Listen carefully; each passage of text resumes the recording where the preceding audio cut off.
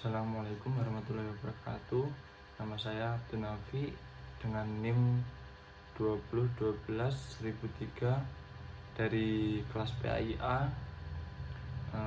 Di sini saya akan sedikit mereview mata kuliah Masail Fiqhiyah, yaitu bab cloning.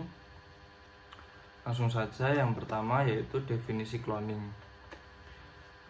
Definisi cloning menurut bahasa adalah berasal dari bahasa Yunani, yaitu klon, yang berarti kumpulan sel keturunan dari sel induk tunggal dengan reproduksi aseksual. Sedangkan menurut istilah, cloning adalah teknik membuat keturunan dengan kode genetik yang sama dengan sel induknya, tanpa diawali proses pembuahan sel telur atau sperma, tapi diambil dari inti sebuah sel pada makhluk hidup tertentu, baik berupa tumbuhan, hewan, maupun manusia. Yang kedua yaitu hukum cloning. Hukum cloning dalam pandangan Islam sangat jelas, yang diambil dari dalil-dalil qiyas dan ijtihad, karena belakangan ini telah berkembang satu teknologi baru yang mampu menduplikasi makhluk hidup dengan sama persis. Teknologi ini dikenal dengan nama teknologi cloning.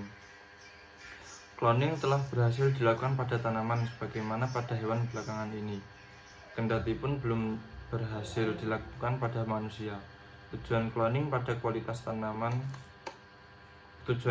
pada tanaman dan hewan pada dasarnya adalah untuk memperbaiki kualitas tanaman dan hewan, meningkatkan produktivitasnya, dan mencari obat alami bagi banyak penyakit manusia, terutama penyakit-penyakit kronis, guna menggantikan obat-obatan kimiawi yang dapat menimbulkan efek samping terhadap kesehatan manusia.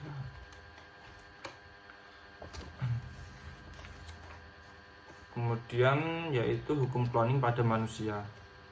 Adapun cloning manusia adalah teknik membuat keturunan dengan kode genetik yang sama dengan induknya, yang berupa manusia. Hal ini dapat dilakukan dengan cara mengambil sel tubuh dari tubuh manusia, kemudian diambil inti selnya, dan selanjutnya ditanamkan pada sel telur wanita yang telah dihilangkan inti selnya dengan suatu metode yang mirip dengan proses pembuahan atau inseminasi buatan.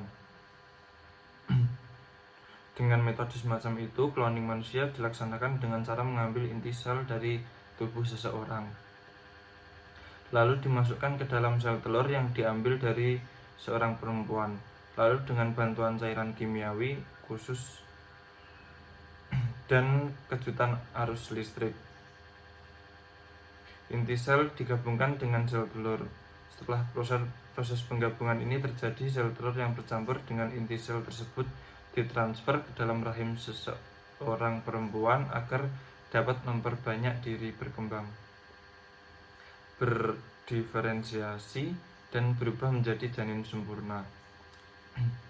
Dalam fatwanya Majma' al-Buhut al-Islamiyah menjelaskan bahwa hukum mengkloning manusia tergantung pada cara cloning yang dilakukan. Paling tidak ada 4 cara yang bisa dilakukan dalam cloning manusia. Yang pertama yaitu cloning dilakukan dengan mengambil inti sel nucleus of cell wanita lain yang kemudian ditanamkan ke dalam ovum wanita kandidat yang nukleusnya telah dikosongkan.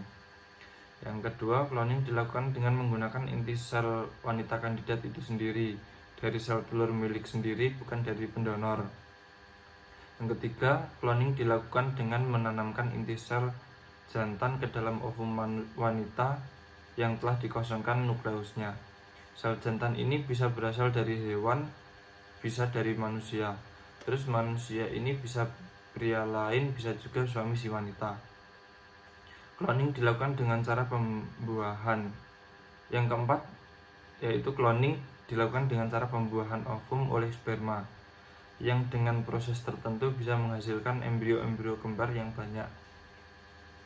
Pada kasus 2 cara pertama, pendapat yang ditemukan adalah haram, dilarang, melakukan cloning yang semacam itu dengan dasar analogi kepada haramnya lesbian dan Sat al-Zariyah, yaitu tindakan pencegahan atas timbulnya keracunan pada kerancuan pada nasab atau sistem keturunan. Padahal melindungi keturunan ini termasuk salah satu kewajiban agama. Di lain pihak juga akan menghancurkan sistem keluarga yang merupakan salah ajaran agama Islam. Pada cara ketiga dan keempat, cloning haram dilakukan jika sel atau sperma yang dipakai milik laki-laki lain, bukan suami atau milik hewan. Jika sel atau sperma yang dipakai milik suami sendiri, maka hukumnya belum bisa ditentukan. Melihat dulu masalah dan bahayanya dalam kehidupan sosial. Untuk menentukan hukum pastinya harus didiskusikan dahulu dengan melibatkan banyak pakar dari berbagai disiplin ilmu yang meliputi ilmuwan kedokteran, ilmuwan biologi, sosiolog, psikolog, ilmuwan hukum, dan pakar hukum Islam. Jika hasilnya bisa membuat kacau tatanan masyarakat, yaitu dalam kurung karena banyak orang kembar, sehingga jika ada tindak kriminal atau kasus hukum lainnya susah diidentifikasi dan mungkin efek-efek lain, maka hukumnya haram. Mungkin itu sedikit review dari saya. Apabila banyak kurangnya mohon dimaklumi. Assalamualaikum warahmatullahi wabarakatuh.